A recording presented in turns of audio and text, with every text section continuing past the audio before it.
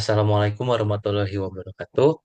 Kami dari kelompok tugas besar jaringan telekomunikasi dan trafik akan mempresentasikan hasil analisis kami. Kami melakukan analisis pengamatan dan perbaikan di Wismi Cibaduyut. Izin memperkenalkan diri terlebih dahulu, saya Erza Nugraha dengan NIM 1010123003444 dan rekan saya. Saya sendiri yaitu Arif Muhammad Adam dengan NIM 10 12 33 0060. Dan saya Muhammad Sofwan Budiman dengan NIM 1010123302744. Baik, setelah kita memperkenalkan diri kita masing-masing, kita akan lanjut ke materi pertama. Oke, ada table of content terlebih dahulu. Yang pertama itu ada tentang pendahuluan, kedua analisis pengamatan, dan ketiga analisis perbaikan di sini. Yang pertama, pendahuluan. Pelayanan optimal merupakan salah satu aspek penting yang harus diperhatikan oleh penyedia jasa untuk memenuhi kebutuhan pelanggan, sehingga tercipta kepuasan konsumen atau bisa dibilang customer satisfaction. Namun, sistem antrian yang kurang efisien seringkali menjadi salah satu indikator kelemahan dalam pelayanan. Kondisi ini dapat membuat pelanggan merasa tidak nyaman karena waktu tunggu yang lama. Nah, penelitian ini dilakukan untuk menganalisis sistem antrian pada restoran Wismi Cibaduyut yang difokuskan pada jam sibuk, yaitu jam makan siang nih, jam 1 sampai jam 2. Pada periode ini, seringkali terjadi waktu tunggu yang cukup lama akibatnya tinggi volume pelanggan dan kurang optimalnya pengelolaan waktu pelayanan. Faktor utama yang mempengaruhi terjadinya antrian meliputi waktu antara kedatangan pelanggan, durasi pelayanan, serta jumlah server yang tersedia juga. Nah, ada beberapa landasan teori juga yang kami ambil di sini. Yang pertama itu pastinya tentang sistem antrian. Sistem antrian sendiri merupakan satu himpunan pelanggan, pelayan, aturan di sini yang mengatur pelayanan kepada pelanggan. Sistem ini menggambarkan kondisi jumlah pelanggan yang berbeda dalam suatu fasilitas pelayanan, termasuk dalam antriannya apabila pelanggan datang dan menempati bahwa fasilitas pelayanan atau server sedang sibuk, mereka akan bergabung dalam antrian. Nah, ada beberapa hal di dalam sistem antrian yaitu populasi kedatangan, antrian, dan fasilitas pelayanannya. Selanjutnya ada teori tentang model antrian yang kami ambil di sini, yang kami analisis ini model antrian Vivo tentunya, karena di Wismi sendiri juga menerapkan model tersebut. Nah, model Vivo ini adalah salah satu jenis aturan dalam sistem antrian di mana pelanggan yang tiba lebih dahulu akan dilayani terlebih dahulu, first in, first out, di situ. Nah, ada ada hal-hal yang kami analisis juga dari beberapa model di sini. Dari model Vivo ini yaitu kinerja sistem antriannya nih. Bagaimana ukuran performa sistem antrian mencakup beberapa aspek berikut. Yang pertama, waktu tunggu rata-rata, panjang antrian, dan utilitas server. Teori-teori ini menjadi dasar dalam analisis dan simulasi sistem antrian pada Wismi Cibaduyut untuk memberikan rekomendasi perbaikan yang efektif dan efisien. Baik, selanjutnya saya serahkan kepada rekan saya. Dipersilakan.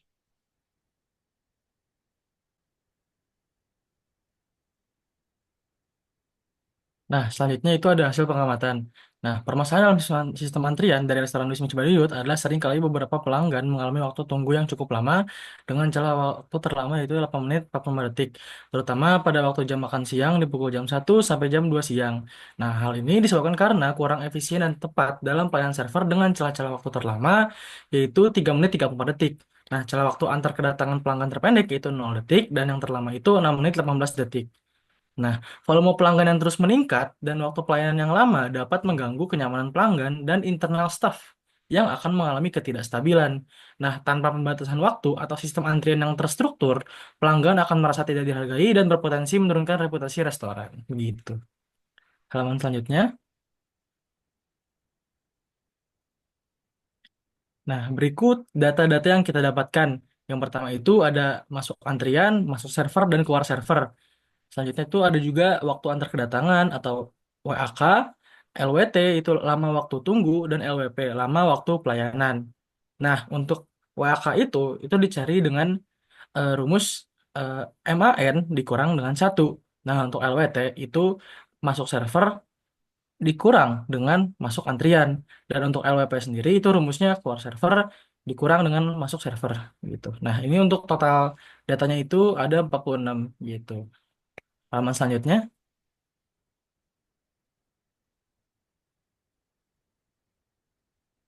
Nah, mode yang pertama terus selanjutnya ada analisis sistem. Nah, mode antrian pengamatan di Wisma Cibaduyut itu yaitu pakai FIFO, first in first out, di mana FIFO itu metode pelanggan yang datang pertama akan dilayani terlebih dahulu sehingga urutan layanan sesuai dengan urutan kedatangan. Pada mode antrian terdapat notasi kendali. Nah, notasi ini digunakan untuk menentukan mode antrian yang dituliskan dalam format umum A, B, C, D, E, dan F gitu. Next slide.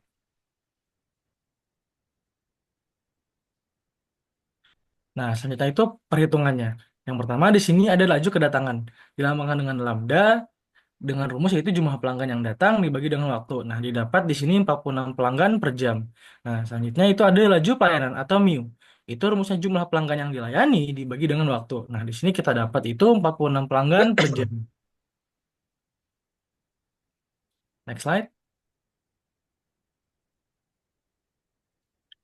Nah, selanjutnya ada probabilitas. Nah, yang pertama itu ada probabilitas pelanggan ditolak.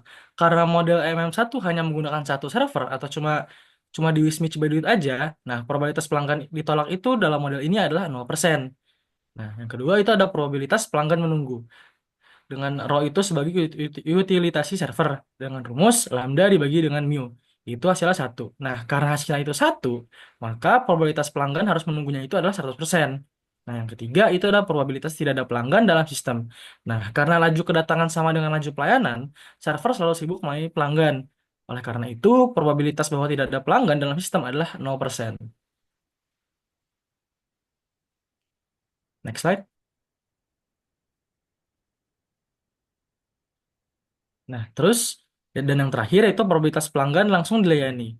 Itu dilambangkan dengan P no wait dengan rumus satu dikurang probabilitas wait. Dan hasil itu sama dengan 0. Nah, karena server selalu sibuk atau row-nya itu sama dengan satu, maka tidak ada pelanggan yang tiba langsung mendapatkan pelayanan tanpa menunggu. Gitu. Next. Nah, terus ada juga teorema Little. Nah, menggunakan teorema Little dan data dari model MM1, kita dapat menghitung satuan terkait nih, kayak panjang antrian rata-rata, waktu rata-rata pelanggan dalam antrian, terus juga panjang sistem rata-rata, dan waktu rata-rata pelanggan dalam sistem. Next slide.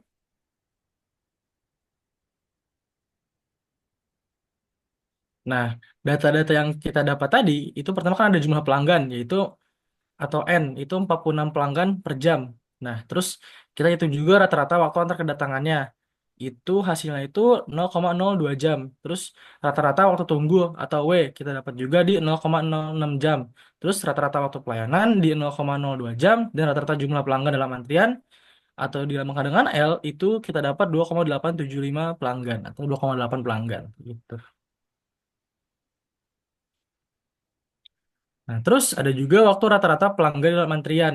Nah, sama kayak Elki, karena satu dikurang row itu sama dengan 0, nah waktu pelanggan dalam antrian itu menjadi tak terhingga. Nah, terus ada juga rata-rata jumlah pelanggan dalam sistem, dilambangkan yaitu LS. Nah, rata-rata jumlah pelanggan dalam sistem ini yaitu sekitar 3,86 pelanggan gitu.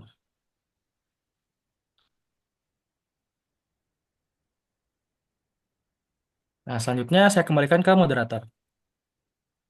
Baik, untuk analisis perbaikan, bagian ketiga itu akan dijelaskan oleh rekan saya. Baik, terima kasih Silakan. atas kesempatannya. Di poin ketiga atau analisis perbaikan, sistem antrian Vivo atau first in, first out yang diterapkan oleh Wismi Cibaduyut itu menghadirkan tantangan serius dalam menjaga keseimbangan antara laju kedatangan pelanggan dan kapasitas pelayanan server. Dengan hanya satu server yang beroperasi, kondisi di mana setiap kedatangan baru selalu mendapati server sibuk yang mengidentifikasi perlunya perbaikan pada sistem agar dapat menangani beban kerja secara lebih efisien. Nah, seperti apa? Boleh, next slide.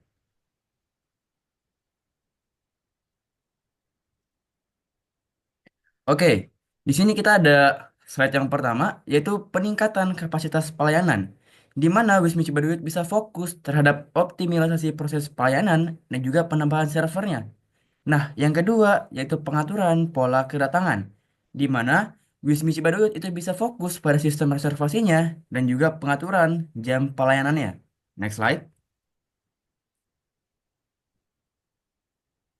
Nah, yang ketiga, Wismi Cibaruyut bisa meningkatkan kenyamanan pelanggan dengan cara penyedia ruang tunggu yang lebih besar lagi dan lebih banyak lagi, dan juga transparansi informasi. Nah, yang keempat yaitu manajemen lonjakan beban dengan cara menambah staf atau staf tambahan dan juga peningkatan kapasitas sementara. Nah, next slide.